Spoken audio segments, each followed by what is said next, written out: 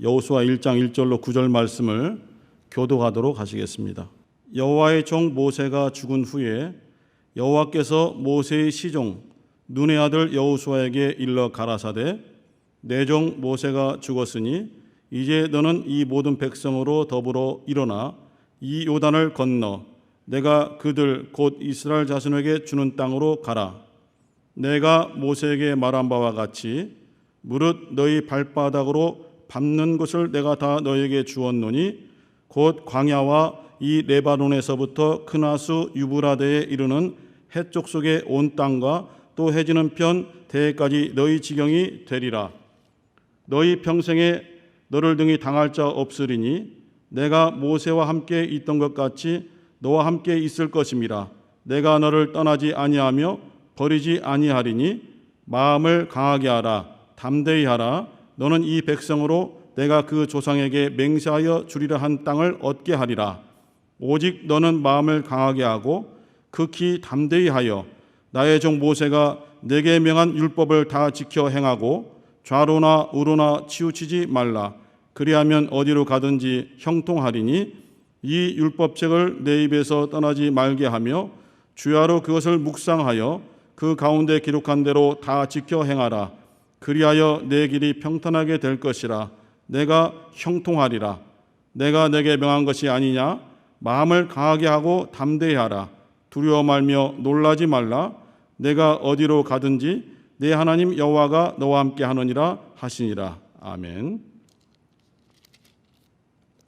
오늘 설교 제목은 모세의 다음 세대 여호수아라는 제목입니다.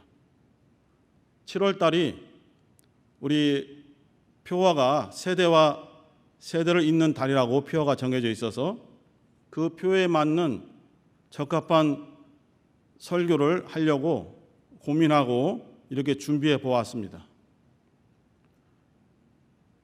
모세가 태어날 당시에 애굽의 상황은 히브리인들에게 아주 힘들고 어려운 상황이었습니다. 점점 더 히브리인들이 애굽 땅에서 번성하여 나가자 이것을 매우 심한 위협으로 느낀 바로와 그의 신하들이 이스라엘 백성들을 억제하고 출산율을 억제하려고 했습니다.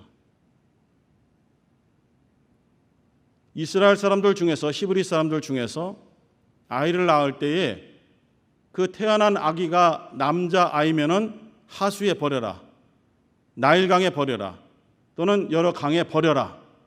그리고 여자 아이를 낳거든 살려두어라 라는 그런 칙령을 바로가 내렸습니다. 그러한 상황 속에서 이제 모세가 출생하게 된 것입니다. 모세의 아버지 아므람 레위 지파입니다. 모세의 어머니 요게벳 레위 지파입니다. 그러나 지금 이 상황 속에서 레위 지파가 할 수 있는 일이 없습니다. 물론 후에 광야에서 성막을 짓고 레위 지파들의 일이 구체적으로 확정이 되지만 그 레위 지파는 하나님께서 하나님의 예배, 제사를 돕는 일에 쓰시려고 구별한 그러한 지파입니다. 그러한 가정에서 모세가 태어났을 때에 성경에 보았을 때는 그 아이의 얼굴이 매우 준수함으로 석 달 동안 숨겨서 양육했다라고 되어 있습니다. 물론 여러 가지 다른 상황이 있고 다른 이유가 있었겠지만은 이렇게 모세는 그 어려운 상황 속에서 석 달 동안 정말 숨겨진 상태에서 양육되었으나 더 이상 그 상황을 숨길 수 없어서 이 요게벳과 또 미리암 이 가족이 지혜를 짜내서 이 아이를 그냥 하수에 버리는 것이 아니라 갈상자, 갈대로 만든 상자를 아이를 담을 상자를 만들고 역청과 나무에서 나는 진을 틈새에 다 발라서 물이 들어오지 않도록 그렇게 한 다음에 아이가 누울 수 있도록 부드러운 것들을 깔고 그것을 어디에다가 두었냐면은 미리암이 또 요게벳이 알아낸 정보로는 바로의 공주가 딸이 자주 목욕하러 또는 물놀이하러 나오는 그 지정된 장소가 있습니다.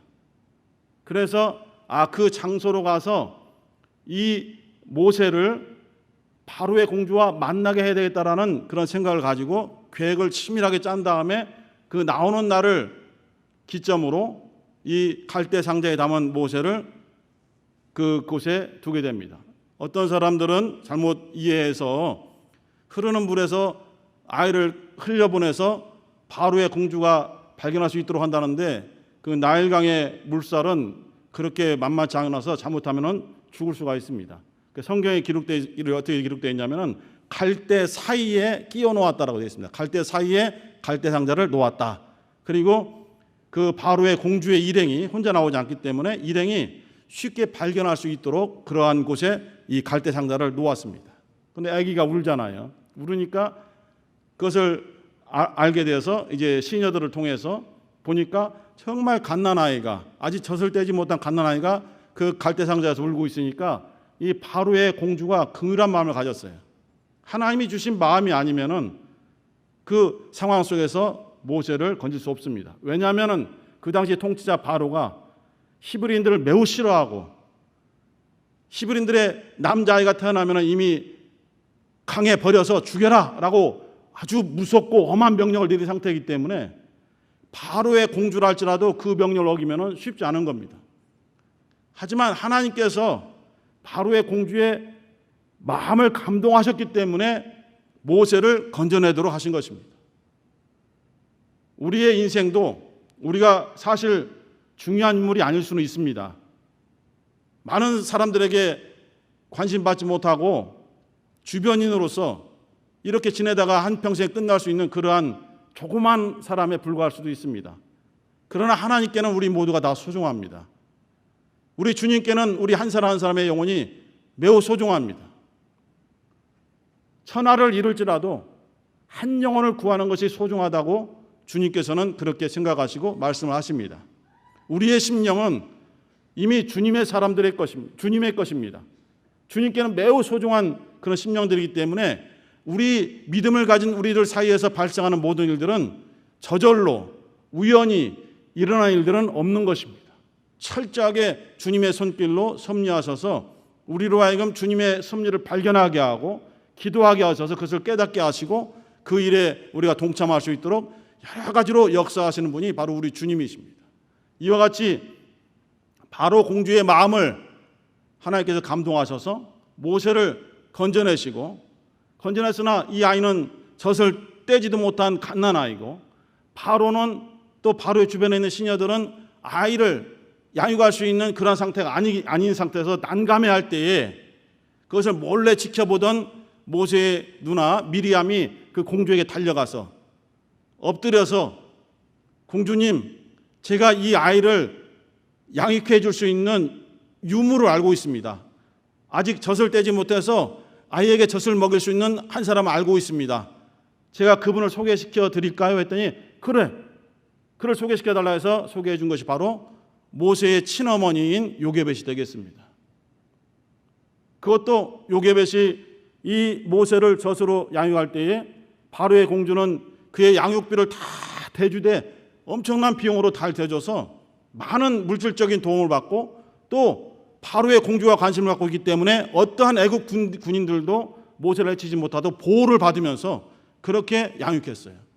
저주로 양육하고, 또 히브리인들은 어떤 곳에 가든지 자신들의 정체성을 잃지 않기 위해서 계속 아이가 말을 알아듣지 못한 그런 어린아이라 할지라도 계속 하나님에 대해서, 하나님의 정말 쓰임받았던 자신들의 조상, 이때는 아브라함, 이삭, 야곱의 조상들의 그러한 엄청난 믿음의 이야기들, 스토리들을 계속 아이들에게 양육해서 우리는 이와 같이 하나님께서 인정하신 아브라함의 하나님, 이삭의 하나님, 야곱의 하나님으로부터 존중받고 쓰임받고 양육받는 히브리인이다, 이것을 잃어서는 안 된다는 것을 계속 양육하고 있는 거예요. 이런 요게벳의 기도와 그 가르침이 알아들을 수 있는 나이가 아니지만은 계속적인 기도와 그 모세에 대한 양육하는 그 마음이 모세의 심령에 자리 잡게 되어 있어요. 우리가 주일학교 또 영화부들 정말 아이들이 어떻게 알아듣겠습니까? 하지만은 선생님들과 담당 교역자들이 기도하면서 그 어린아이들에게 계속 말씀을 공급할 때에 우리가 못 알아듣는 것 같다고 생각할지라도 아이의 심령 속에, 이성적으로는 깨닫지 못해도 심령 속에 하나님께 대한 믿음이 하나씩 하나씩 차곡차곡 쌓여지는 것을 우리는 경험하고 간증을 듣게 되는 것입니다.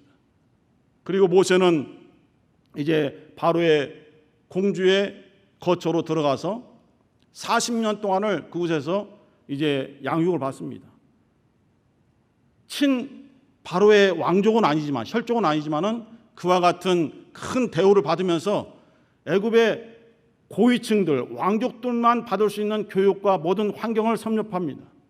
스데반 우리 안수장님께서 순교를 하면서 그 말씀을 증거하는 사도행전 7장에 이 모세에 대해서 기록하기를, 설교하기를 애굽의 모든 행사를 능히 섭렵했다라고 기록하고 있습니다. 이것은 모세가 좋은 환경에 있기 때문에, 또는 정말 그가 똑똑하기 때문에, 어떤 그런 권력과 배경이 좋기 때문에 그것을 섭렵하신 것이 아니라 하나님께서 모세를 후에 쓰시고자 철저하게 단계를 밟아가면서 연단하신 과정이 되겠습니다. 사도 바울의 경우를 통해서 우리도 알 수 있습니다.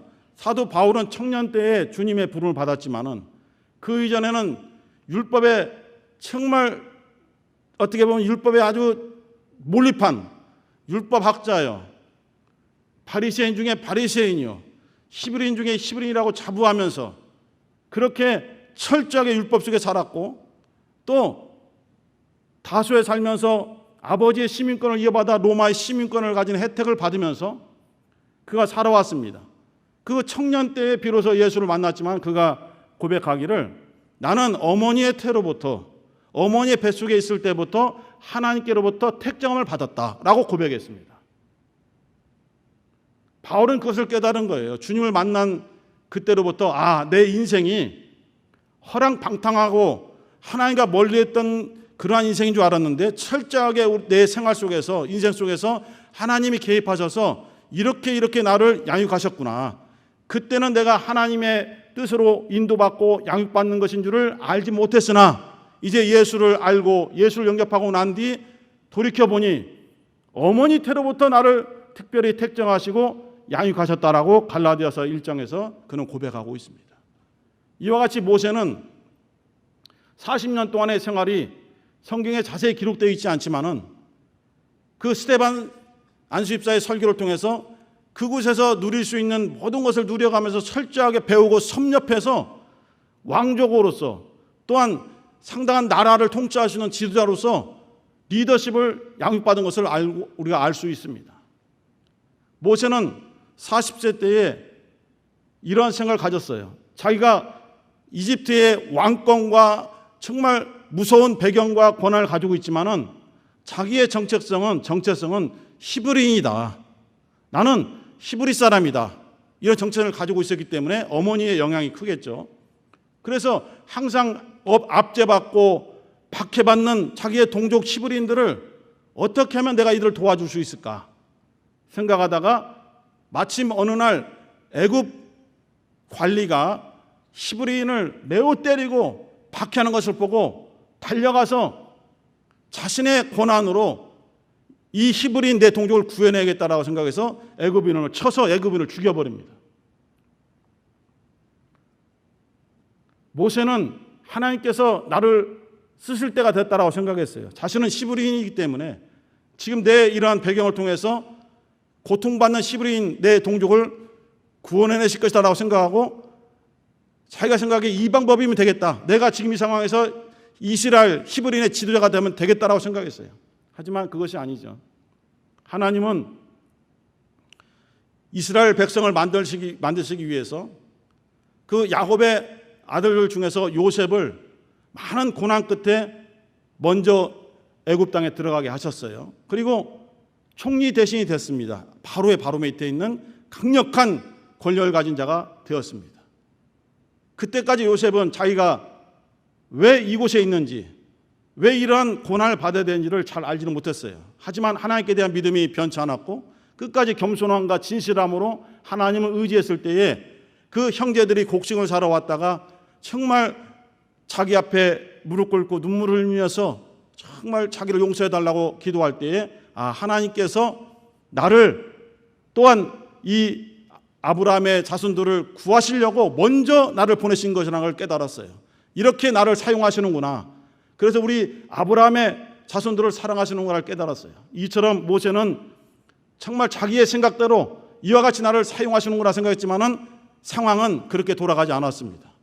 히브리인들끼리 싸우고 있을 때에 자기가 또 중재도 나가서 왜 우리 동족끼리 싸우느냐라고 정말 재판관이 되어서 그들을 중재하려고 했었지만은 그 중에 한 사람이 네가 애굽 사람을 죽여서 땅속에 감추더니 이제는 또 나를 죽이려고 하느냐 하면서 그 모세의 살인을 고발하겠다라는 그런 뉘앙스를 비췄어요. 그때 모세는 이제 모든 것을 포기하고 도망갔죠. 그 도망간 장소가 미디안 광야입니다. 오늘날의 사우디아라비아 근처입니다. 그 미디안 광야까지 갔어요. 엄청난 먼 거리입니다. 그곳에서 40년을 살게 되지 않습니까? 그곳에 미디안 광야에 있는 제사장인 이방 제사장인 이드루의 또한 사위가 되어서 그 양떼를 치면서 광야의 곳곳으로 다닙니다. 그러다가 미디안 광야에서 한참 떨어져 있는 호렙산까지 가서 양을 치다가 가시나무 떨기 불꽃 가운데 나타난 하나님의 사자를 만나게 되지 않습니까? 그런데 이 40년의 광야 생활이 버려진 시간이 아니었다는 거예요. 하나님께로부터 무시당한 그런 세월과 그런 환경이 아니었고 모세만큼 이스라엘 사람들 중에서 그 미디안 광야와 그 신광야와 여러 광야들이 있는데 그 광야를 알고 있는 사람은 없습니다. 모세가 40년 동안 이곳저곳을 양떼를 치면서 다니기 때문에 풀이 무성한 곳이 별로 없기 때문에 계속 이동하지 않습니까? 그래서 광야를 거의 다 알아요. 광야의 지리를 알고 광야의 기후를 알고 광야의 생태를 다 알고 있어요. 하나님께서 모세를 미리 광야에 보내셔서 연단하신 것입니다. 그래야만 이스라엘 백성들을 광야에서 인도해낼 수 있으니까요. 그리고 이 모세를 부르셔서 모세야, 내가 선 곳은, 지금 네가 서 있는 곳은 거룩한 곳이니 네 발에서 신을 벗어라. 무슨 뜻입니까? 너의 것을 다 내려놓아라. 나를 의지하라. 이런 뜻입니다. 우리 주님 예수께서 제자들에게 또한 그를 따르는 사람들에게 말씀하십니다. 누구든지 나를 따르려거든 자기를 부인하고 자기 십자가를 지고 나를 좇을 것이니라 라고 마태복음 16장 24절에서 말씀을 주셨습니다. 자기를 부인한다는 것, 모세에게 자기 신을 벗어놓는다는 것 같은 의미입니다. 자기를 의지하고 자기의 가진 것을 내세우면은 주님 앞에 쓰임받을 수 없다는 것입니다. 모세야, 너의 것을 포기하고 지금부터 나를 의지하며 내 말을 귀담아 들어다오, 이런 뜻이거든요. 그 모세는 출애굽기 3장에서 신을 벗고 정말 엎드려서 그 말씀을 경청합니다. 하나님께서 말씀하십니다. 오랫동안 나는 애굽에서 고통받는 내 백성의 소리를 들었다. 그들이 신음하고 그들이 기도하고 너무 힘들어한다. 그래서 나는 이제 그들을 그 땅에서 구원해내고자 한다. 모세야, 네가 그곳에 가라. 그곳에 가서 내 백성들을 이끌어내어다오. 그런데 하나님께서 그들을 출애굽시켜서 이끌어내라는 그 광야가 모세가 40년 동안 지냈던 미디안 광야예요. 그 미디안 광야로 다시 데리고 나오라는 거예요. 광야 생활이 지긋지긋합니다. 모세는 너무 힘든 40년의 광야 생활을 지냈어요. 하나님은 모세가 아니고서는 그 척박한 광야에서, 힘들고 어려운 광야에서 그 수많은 백성들을 이끌어낼 사람이 없다고 보신 거예요. 그래서 철저하게 40년 동안 광야에서 적응하게 하시고 그곳에서 연단을 시키심으로 바울이 여러 가지 외적인 조건을 갖추었던 것처럼 이 모세도 그러한 조건을 갖추도록 하신 거예요. 그러나 모세는 담력이 없습니다. 하나님, 저는 이러한 일을 할 인물이 안 됩니다. 주의 말씀을 증거하고자 해도 저는 이 입술이 둔하여서 주님의 메시지, 하나님의 메시지를 바로 증거할 수가 없습니다. 제가 증거할 사람은 이집트의 왕, 최고 권력자 바로인데 그 앞에서 어떻게 하나님의 뜻을 온전히 전할 수 있겠습니까? 그는 나를 죽이려고 할 텐데. 그때에 너에게는 너를 도울 수 있는 내 형 아론이 있다. 내가 너에게 지시하면 그 말씀을 아론에게 잘 전달해서 아론과 하여금 능숙한 변론으로서 내 메시지가 이스라엘 백성들에게, 애굽의 그 정치인들에게 먹힐 수 있도록, 설득할 수 있도록 그렇게 하면 된다. 그러나 저는 안 됩니다. 아직도 능력이 없습니다. 누가 나를 보냈다고 말해야 됩니까? 그때 출애굽기 3장 14절 15절에 나는 스스로 있는 자 아니라 나는 바로 너의 조상들의 하나님, 아브라함의 하나님, 이삭의 하나님, 야곱의 하나님 여호와다. 내가 너를 보냈다고 말하면 된다. 그래도 힘듭니다. 그때 모세의 손에 잡혀있던 지팡이, 양떼를 치기 위한 지팡이지 않습니까? 그 지팡이를 통해서 하나님께서 능력을 나타내십니다. 모세는 이제 애굽 땅에 들어가서 하나님의 메시지를 증거하고 하나님의 이적을 나타내며 이 애굽 땅에 재앙을 뿌립니다. 정말 철저하게 한 번에 첫 번째부터 장자를 죽였으면 바로 나갈 수도 있겠지만은 우리 생각이죠. 이스라엘 사람들은 애굽 땅에서 오랫동안 정착해 왔습니다. 수백 년 동안을 그곳에 정착해서 떠날 수가 없습니다. 그래서 애굽 왕 바로를 강팍하게 해서 계속 이스라엘 백성들을 학대하게 만듭니다. 도저히 애굽 땅에서 떠나지 않고서는 배길 수 없을 정도로 그렇게 박해를 하고 힘들게 합니다. 그래서 이스라엘 백성들이 따라 나선 거예요. 하나님은 움직이지 않는 그들을 움직이신 거예요.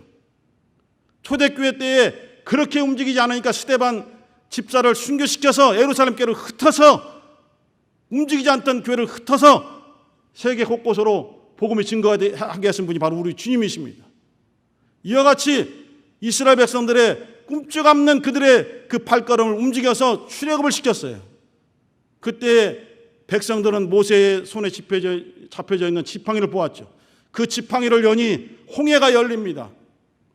지팡이를 두드리니 그 단단하고 메마른 반석이 깨지면서 샘물이 막 솟아납니다. 백성들은 보이지 않는 하나님의 말씀을 직접 들을 수 없기 때문에 모세의 손에 있는 지팡이가 어떻게 역사하는가 그것을 보았어요. 정말 다른 사람과 비교할 수 없는 아주 굉장한 개인적인 카리스마를 가지고 있었습니다. 모세의 이 강력한 개인적 카리스마는 누구도 당해낼 수 없고 그 앞에서 누구도 무릎 꿇지 않을 자가 없는 것입니다. 이러한 강력한 개인적인 리더십으로 그 40년의 광야 생활을 이끌어내었어요. 그리고 모세는 건강했음에도 불구하고 느보산에서 120세에 눈을 감게 됩니다. 하나님께서 거두신 것이죠. 그리고 그동안 모세의 시중에 불과했던 눈의 아들 호세아, 여호수아가 된 그 젊은 청년, 아무것도 아닌 존재, 사람들에게 관심받지 못하는 존재, 그러나 여전히 하나님께서 쓰시는 그 지도자 앞에서 섬기며 수종 들고 후에 나타나지만 호렙산에서 40일간 금식하면서 십계명 받을 때에도 철저하게 산중턱에서 함께하는, 백성들은 광란에 빠져서 금송아지를 만들었지만 여전히 그 지도자를 믿으면서 섬기며 같이 금식하며 무릎 꿇고 기다렸던 여호수아, 하나님께서는 그에게 기름 부으라 말씀하셨어요. 사람들은 인정할 수 없죠. 모세만큼 카리스마가 없기 때문에. 여호수아는 개인적 카리스마가 크지 않습니다. 그러나 하나님께서 말씀을 주십니다. 두려워 말라, 강하고 담대하라. 내가 모세와 함께 있던 것처럼 너와 함께하리라. 그러나 여호수아는 모세와 다른 방식으로 이스라엘 백성들을 인도했어요. 모세는 개인적인 카리스마로, 그 지팡이로 표현되는 강력한 리더십으로 이스라엘 백성들을 광야를 통해서 이끌어냈다면 여호수아는 하나님의 말씀을 상징하는, 하나님의 임재를 상징하는 법궤를 앞세웠어요. 자기가 앞에 선 것이 아니라 항상 제사장들과 그 법궤가 앞에서 갑니다. 법궤가 움직이면 이스라엘 백성들은 하나님께서 함께 하신다, 하나님께서 임재하시는 법궤가 우리와 함께 하시고 우리보다 앞서가신다 라는 걸 눈으로 보고 그걸 따라갔어요. 아무도 강력한 물살이 쎄어 흘러내려오는 요단 강물에 아무도 들어가지 않습니다. 그것을 건너가야만 여리고 땅인데 들어가지 않습니다. 가나안 땅에 들어가지 않습니다. 그때 법궤를 맨 제사장들, 곧 하나님의 법궤가 가장 앞서서 요단강에 들어간 것입니다. 그리고 요단강물이 멈췄죠. 그리고 여리고성을 무너뜨릴 때의 그 상황을 우리는 잘 알고 있습니다. 법궤가 가장 앞에서 이스라엘 백성들을 이끌고 여리고성을 돌았습니다. 제사장들이 따르고 나팔을 불고 법궤가 앞장서 갈 때에 이스라엘 백성들이 그 법궤를 의지하며 같이 움직일 때에 여리고성이 무너졌어요. 여호수아가 지도자였지만은 그에게도 다른 사람들과는 좀 특별한 하나님께서 부어주신 은사와 능력이 있었지만 여호수아는 자기를 앞세우지 않고 항상 하나님이 함께 하시는 법궤를 앞세우며 백성들로 하여금 자기에게 집중되지 않고 말씀에 집중하고 법궤에 집중해서 함께 하도록 그렇게 인도한 리더십을 가지고 있습니다. 우리는 모세와 여호수아를 비교할 수 없습니다. 누가 더 강력하고 누가 더 뛰어나고 어떤 방식이 옳고 어떤 방식은 그르다라고 말할 수 없습니다. 그러나 모세나 여호수아 모두가 다 하나님께 쓰임받은 지도자이고 이스라엘 백성들을 양육하고 인도했던 지도자이었습니다. 사역 방식을 통해서는 전혀 다릅니다. 그 방식을 가지고 이렇게 평가하고 저렇게 평가해서는 안 되는 것입니다. 여호수아 뒤를 이어서 오늘 지난주 이번 주 사사기에 대해서 하지만은 사사들의 그 리더 양식을 보십시오. 여호수아 또 다릅니다. 모세하고 또 다릅니다. 그러나 그들은 위기 때마다 하나님께서 쓰셔서 이스라엘의 지도자로서 하나님 세우신 지도자로서의 그 일을 잘 감당했습니다. 사역 방식이 전혀 다르죠. 그러나 본질은 같습니다. 하나님의 쓰임받는 도구라는 것이죠. 하나님의 백성을 정말 사랑으로서 양육하는 지도자들이라는 것입니다. 그리고 사사들 뒤이어서 선지자들이 등장합니다. 그 선지자들은 사사들의 또 사역 방식과 다릅니다. 이스라엘 백성들을 인도하는 그 리더십의 방식이 다릅니다. 그러나 주님께서 오시기까지 이 선지자들은 하나님의 부름받은 소명을 받은 자들로서 메시지를 증거하고 여러 가지 힘들고 어렵고 위협이 오는 상태에서도 목숨을 마다 않고 그 메시지를 증거하고 때로는 약한 모습도 보이긴 했지만은 이렇게 사역해서 하나님의 백성 이스라엘 백성들을 이끌어 왔습니다. 우리 주님 예수 그리스도의 사역 방식은 이 사복음서에 나타나 있고 우리는 너무 잘 알고 있고 너무 의지하고 그 모습을 따르고자 기도하면서 몸부림치고 있습니다. 주님께서 역사하시고 떠나셨습니다. 승천하셨어요. 그리고 사도행전에는 주님의 직접적인 역사가 아니라 사도들, 제자들의 역사가 기록되어 있습니다. 그런 제자들이 따로 튀어져 나온 것이 아니라 주님이 3년 동안 공생의 사역을 가지실 때에 함께했던 자들입니다. 주님은 능력이 없어서 부담되어서 혼자 하기 힘들어서 제자들을 데리고 그들을 끼고 같이 일하신 것이 아니라 자기의 사역 시간은 한정되어 있으므로 이 시간 속에서 이 사역에 동참시키고 때로는 개인적인 말씀의 교육을 통해서 이들을 양육하시고 철저하게 훈련을 시키셨죠. 때로는 권세를 주어서 주님만 할 수 있는 귀신을 내어주는 권세와 병 고치는 능력을 이들에게 위임하셔서 나타나기도 하시고 모든 것을 말씀으로도 가르치시고 함께하는 생활을 통해서 이들을 양육하셨습니다. 그러나 제자들의 사역은 주님과 똑같은 방식으로 역사한 것은 아닙니다. 그것을 3년 동안 연단 받았지만은 이 제자들이 사역했던 그 시대 상황은 또 다른 거예요.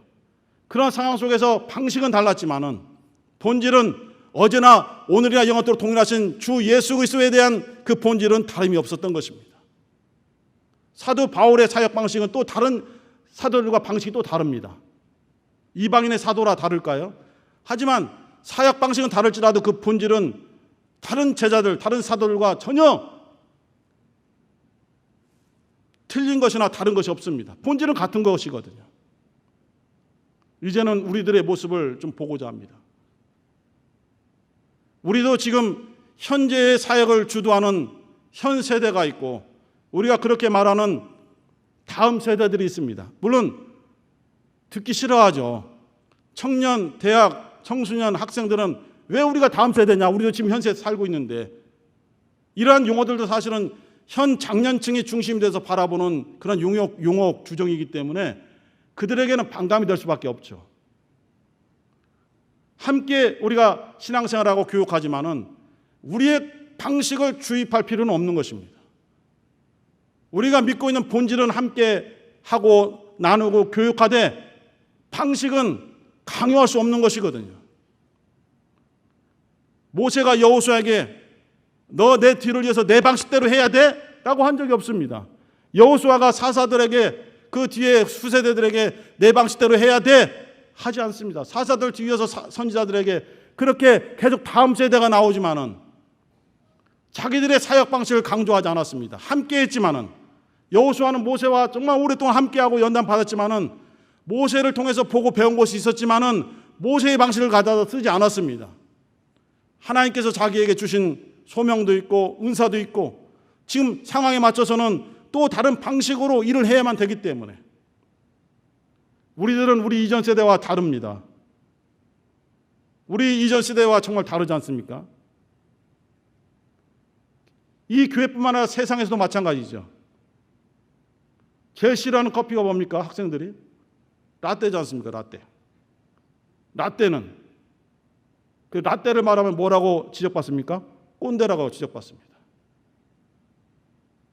물론 이것은 하나의 어떤 비평적인 시각으로 바라본 그런 용어고 그러한 어떤 희화된 것이지만은 우리도 다음 세대에게 정말 우리의 그 본질적인 신앙은 물려주고 함께 하되 그 다음 세대에게 이렇게 하라 저렇게 하라 방식까지 가르쳐 주는 것은 아닌 것 같습니다. 하나님께서는 그 다음 세대를 통해서 일하실 사역 방식이 있어요. 하나님께 있습니다. 그리고 그들을 통해서 하나님은 또 다르게 사역하실 것입니다. 그러나 언제나 본질은 하나님, 우리 주 예수 그리스도 성령이시기 때문에 그 본질은 변함이 없는 것입니다. 이제 우리 개역 성도들, 우리는 이 어려운 때에 어떻게 나아가야 됩니까? 이전에 사역 방식을 고집할 수 없습니다. 할 수도 없습니다.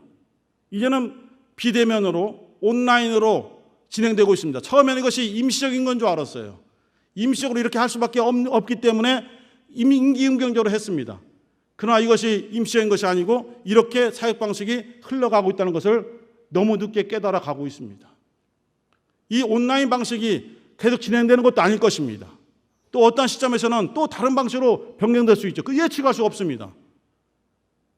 다만 우리는 이러한 생활 환경의 변화 때문에 당황하거나 정말 근심하거나 할 것이 없이 우리의 본질이 변하지 않도록 우리 심령 안에 있는 예수 그리스도의 복음을 지켜주옵소서.